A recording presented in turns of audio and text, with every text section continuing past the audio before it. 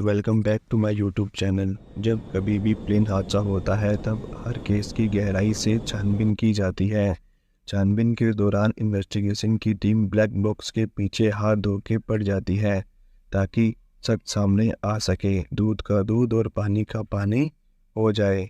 आखिर इस black box में ऐसा क्या होता है कि यह सारे अनसुलझे रहस्यों को चुटकी में सुलझा सकती है। जानेंगे पूरी कहानी इस वीडियो में। दोस्तों, हर प्लेन में दो ब्लैक बॉक्स होते हैं। पहला कॉकपिट वॉइस रिकॉर्डर, जिसे हम शॉर्टकट में केवीआर बोलेंगे। दूसरा है फ्लाइट डाटा रिकॉर्डर। यह दोनों करीब 20 पाउंड के होते हैं। केवीआर, जैसे कि नाम से ही पता चलता है कि यह वॉइस को रिकॉर्ड करता है। इसके लिए 3-4 माइक कॉकपिट में फिट किए जाते हैं। यह माइक सब कुछ रिकॉर्ड करता है। पायलट की बीच में बातचीत, एटीसी के द्वारा दिए गए इंस्ट्रक्शन को कॉकपिट के कोने कोने में लगे सभी अलार्म को रिकॉर्ड करता है। सपोज अगर प्लेन में कोई क्रिमिनल एक्टिविटी होती है, कोई टेक्निकल या स्ट्रक्चर फेलियर होता है, तो इसके सराउंडिंग साइट से यह पता चल जाएगा कि प्लेन में आखिर हो क्या रहा था।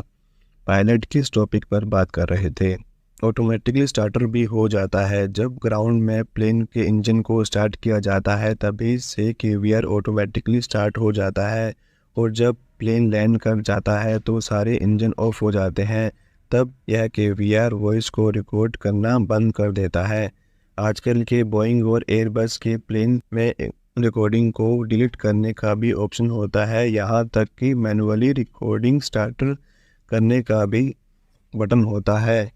यह केवीआर लास्ट के 2 घंटों तक की रिकॉर्डिंग रखता है, मतलब कि 2 घंटे पहले के रिकॉर्डिंग ऑटोमेटिकली ओवरराइट हो जाती है। अब आते हैं दूसरे ब्लैक बॉक्स के पास, जो है फ्लाइट डाटा रिकॉर्डर।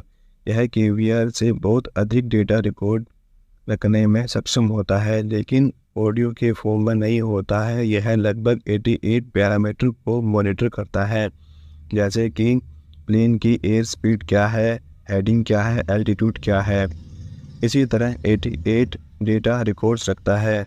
वह भी 1-2 घंटे के लिए नहीं, बल्कि 25 घंटों तक का डेटा रिकॉर्ड रखता है। हैनिवेल नामक की एक कंपनी इतने एडवांस फ्लाइट डाटा रिकॉर्डर बनाती है कि सुन के ही दिमाग घूम जाएगा। एक नॉर्मल फ्लाइट डाटा रिकॉर्डर सिर्फ 88 पैरामीटर को रिकॉर्ड करता है, लेकिन हैनिवेल का फ्लाइट डाटा रिकॉर्डर 1000 पैरामीटर का डेटा रिकॉर्ड रखता है, जैसे कि कब कहाँ फ्लाइट का पोजीशन क्या था, पायलट ने क्या क्या कंट्रोल किया, कब कहाँ इस प्लेन ने टर्न लिया, मौसम का हाल क्या है। ऐसे ही हज़ारों बातों का रिकॉर्ड रखता है। मतलब कि हैनिवेल का यह एफआईआर इतना डिटेल डाटा रिकॉर्ड कर लेता है कि इसकी मदद से प्लेन का 3D सिमुलेशन भी तैयार किया जा सकता है। इसके बाद किस तरह से प्लेन क्रैश हुआ, यह ऑटोमेटिकली पता चल जाएगा। सोचो, अगर इतना डिटेल डाटा इन्वेस्टिगेशन टीम के हाथ लग जाए तो चुटकियों में केस सॉल्व हो सकता है।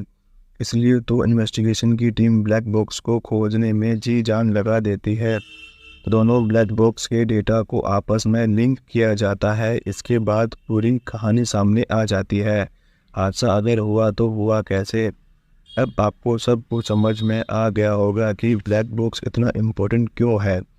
लेकिन प्लेन हादसे के दौरान प्लेन का चकनाचूर भी हो जाता है। ऐसे में दोनों ब्लैक बॉक्स का सही सलामत बच पाना बहुत ज़रूरी होता है इन्वेस्टिगेशन टीम के लिए। इसलिए इसे प्लेन की टेल में इंस्टॉल किया जाता है, क्योंकि प्लेन के पिछले हिस्से को डायमीटर कम होता है, जो टेल को अधिक मजबूत बनाता है।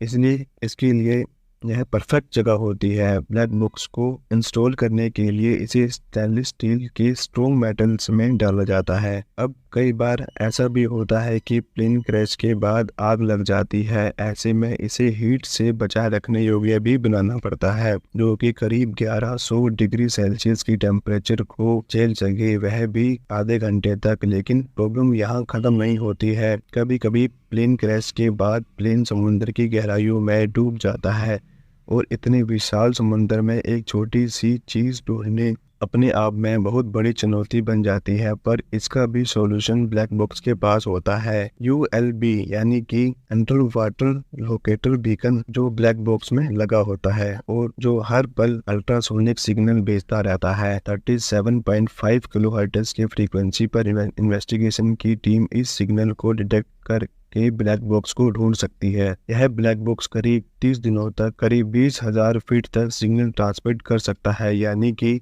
इन्वेस्टिगेशन टीम जब तक ब्लैक बॉक्स 20,000 फीट के अंदर तक ना पहुंच जाए तब तक वह इसे खोज नहीं पाएगी। ब्लैक बॉक्स के सिग्नल को डिटेक्ट करने के लिए पानी के अंदर पनडुब्बियों को भेजा जाता है ताकि वह ब्लैक बॉक्स को आसानी से डिटेक्ट कर सके, ढूंढ सके। तो इस तरह से प्लेन क्रैश के बाद ब्लैक बॉक्स को ढूंढा जाता है। इसकी मदद से पूरे केस को सॉल्व किया जाता है। फिलहाल इस वीडियो में अभी तक के लिए बस इतना ही। वीडियो अच्छा लगे तो लाइक जरूर कर देना और सब्सक्राइब कर देना, क्योंकि आपको इस चैनल के जरिए प्लेन के बारे में बहुत कुछ सीखने को